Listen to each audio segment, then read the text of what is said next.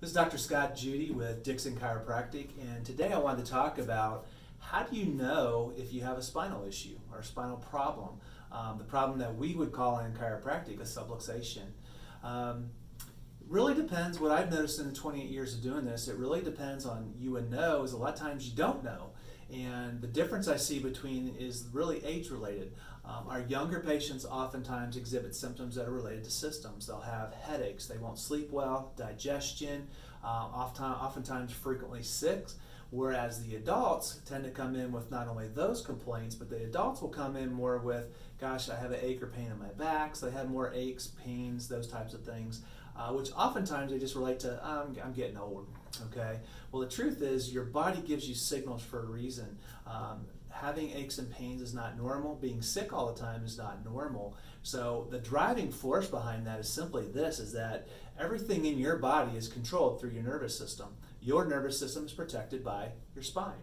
And this is where chiropractic comes into play with that.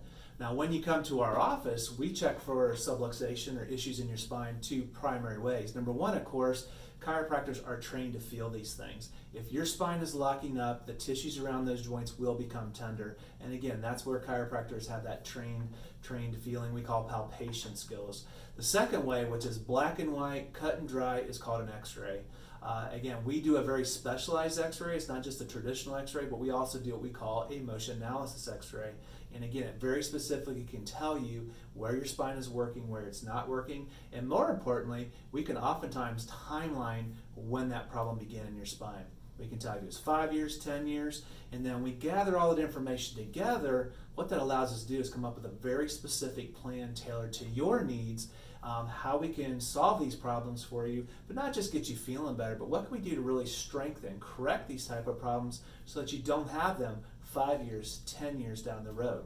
So I hope that helps out, answers a few questions that a person or that you might have related to how do I know? Thanks. Have a great day.